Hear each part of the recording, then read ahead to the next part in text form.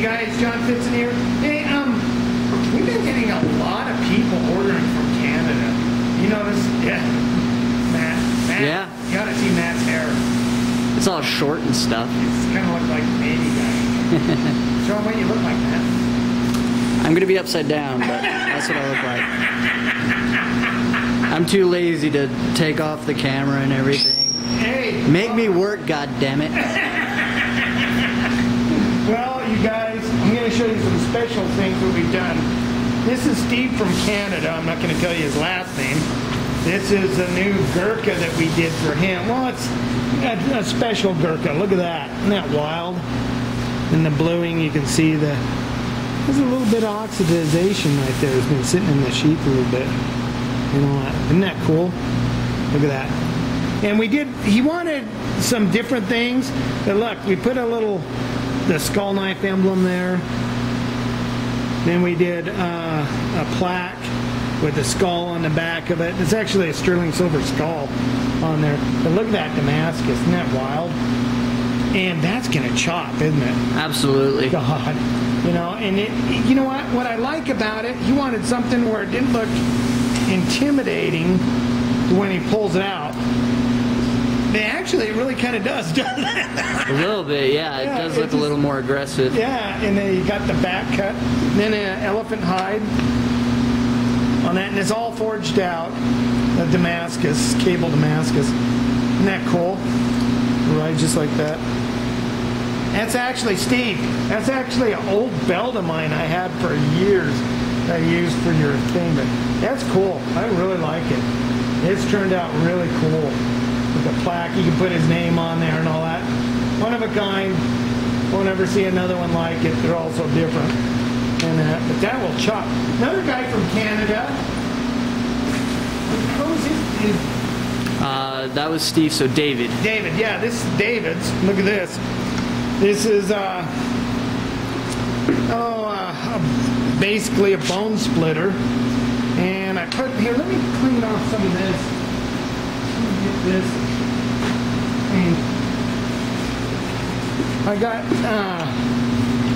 it's this like Renaissance wax on there, but this is hand forged. Look at that. And he wanted a white canvas micarta. We've only done one white canvas micarta. Look at that. It has the stippling in there and all that. Isn't that cool? Wrought iron guard. White brass fittings and goat skin sheath with Kydex. Pretty cool. And that's 11-inch blade. God, that's, you know, it has a little bit of meat to it, man. That it does. Yeah, it's pretty cool.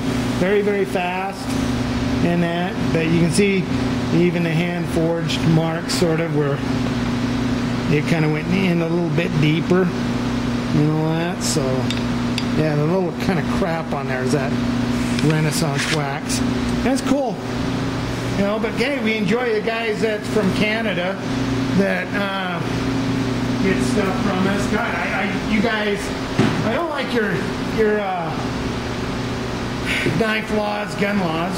You know? I actually heard their gun laws are getting better. Oh, guess what?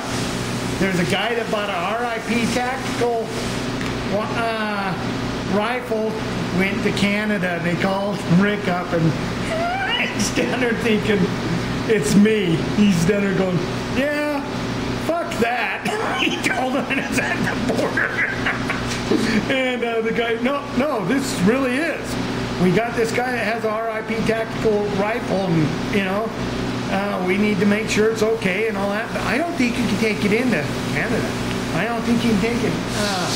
AR or anything in there. I'm not sure about the international gun laws or anything. Yeah, that's something you'd have to check out for yourself. So, and I know the guy, I'm not going to say his name. God, I hope you get your rifle back, but you know, yeah, that's a lot of money. That's an expensive AR.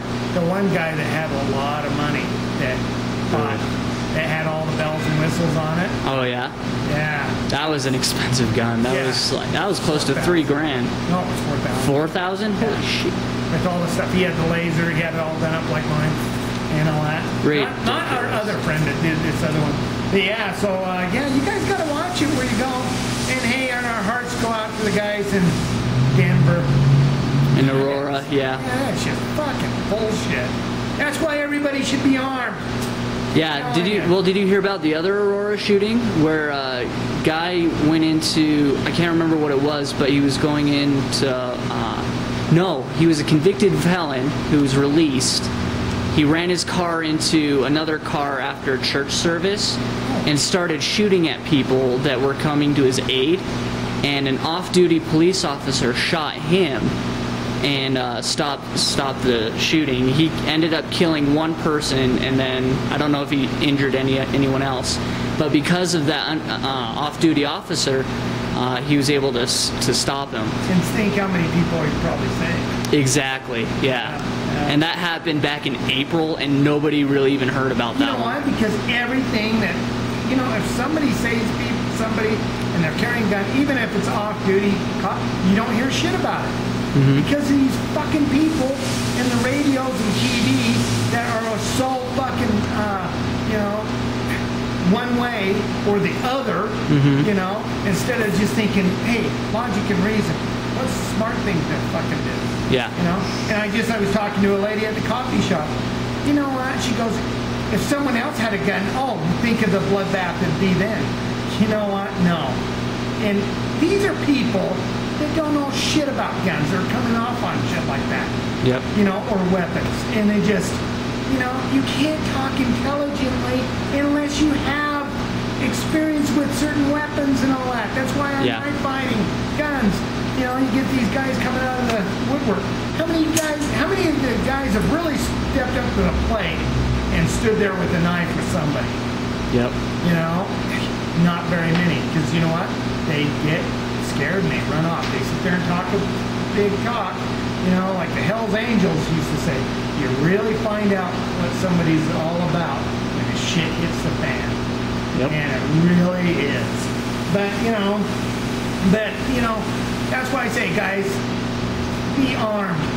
You know, it's not only for you, it's for other people. But be kind to people. Remember, you know, everybody's dealing with some kind of battle in their life, so be kind to everybody. Yeah. Don't be an asshole to people. You're carrying a gun and all that. Don't, you know, shit. You know, go out of your way to be nice to people. You know, don't, you know, God, we need more love. Yeah, especially in the firearms community. I mean, we have all these people that see these mass shootings and think that gun people are nuts. We need to show them that we're not nuts and that we're normal people and that we're good.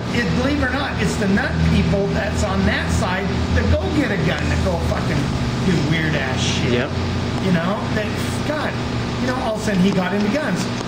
The guy got into guns and all this other shit and all this shit that he found out how to do things, you know, but, you know, watch your neighbors too. Do you think the guy's gonna go fucking ballistic and go do some bullshit thing? Think about it. You know, say, hey, look, somebody needs to watch you, and maybe it's your fucking deal that you need to watch your neighbor. You know, if he's being that fucking weird. You know? So, anyway, but, yeah, we wanted to show some of the knives and all this, and some of the stuff that we're kind of doing right now. You know, pretty cool. Little Gurkha. You know, it looks like a scorpion. We were going to go with a scorpion theme, but it just looks badass. It does almost look like a scorpion stinger or something. That's kind of cool. And it just, look at that, sticking off. It just, God, man, he can hold that way back here. Yeah, and then, but yeah, we're going to talk some more about this. Rocket wants to go on, and she wants to talk to everybody.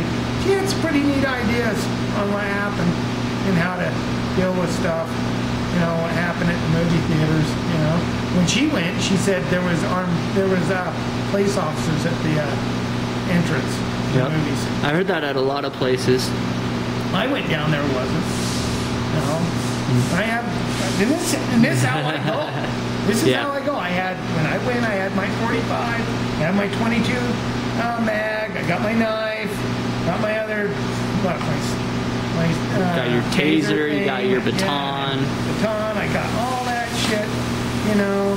Fucking if somebody even threw a shoe at him, you know, think about it. You can distract him enough. Yeah. You know, but shit. And here's the other thing. I was looking at this stuff. I don't know if that was really a bulletproof vest. I think it was just a black jacket. I don't think it was full bulletproof. And it'd be neat to find out what level it was. if it was. You know, so Research to be done. yeah. So anyway, keep your edges sharp, your powder dry, guys. Like I said, Rocket's going to be coming on next week. We'll talk to Rocket. Rocket wants to say some things about all this. You know, she really feels strong about it. So anyway, okay. Anything to say, Matt? Nope, just keep tuned, guys. Okay, remember, keep armed. You owe it to everybody. God, you can end up seeing my life.